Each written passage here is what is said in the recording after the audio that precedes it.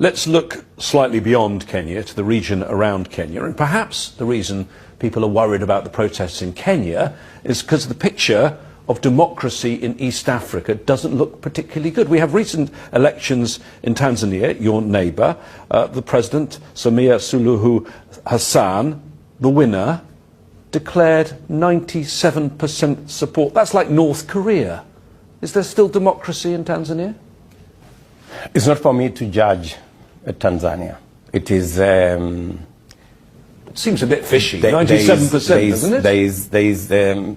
Well, in a democracy, for example, in Kenya, you can never get 96%. So it's not a democracy anymore then? That is you saying. Every country have a way of them doing their stuff.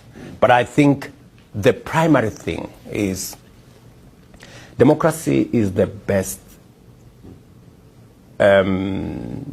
governance system. It's not tidy always. It is not always easy, you know, because there are all manner of moving parts. But I think we must work together to ensure that we protect democracy. So look at one of your other neighbours, Uganda. So I think we should stick to democracy, and we must also always give ourselves the opportunity to listen to the alternative view, to look at the alternative without injecting violence into the equation. So look at one of your other neighbours, yes. Uganda. Elections coming up very soon. President Museveni has been there for nearly 4 decades, and there were real questions about whether there were free and fair elections last time. His opponent, Bobby Wine, was under effective house arrest. How worried are you about those elections and whether they're going to be free and fair? Because this affects the climate of the whole region, does it not? I attended President Museveni's swearing in last election, and I think he got 57% of the vote. He didn't get 90.